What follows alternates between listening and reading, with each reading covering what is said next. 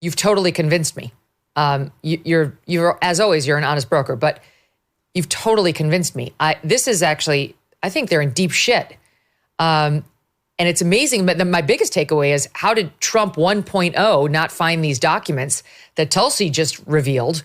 Because they really show the story. But we're just going to walk the audience through it like third graders, because it's extremely dense. And it's taken me time and time again in reading all the materials to get it. So the deal was, let's start with let's go back to December of 2016. Barack Obama's president, but Trump has won and is going to be taking over as president in January. And they planned, the intel officials under Barack Obama planned, a lot of this is from Racket News, which everybody should read directly, Matt's group. Intel officials planned a December 9th, 2016 presidential daily brief, which is always from the intel community for the president, letting him know what's happening in the world.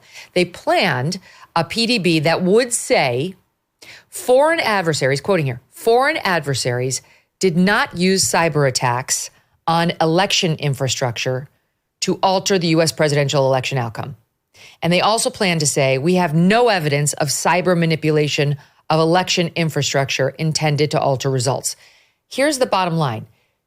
What people need to know is Obama's intel community was about to give Obama a presidential daily brief that totally dismissed, downplayed, poo-pooed, choose your word, the notion that Russia had meaningfully interfered in the 2016 presidential election.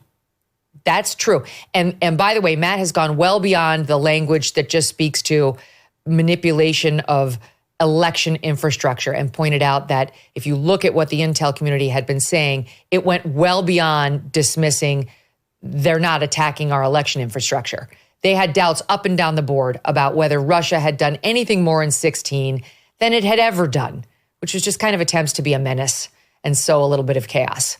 And the intel communications that are released now by Tulsi show that.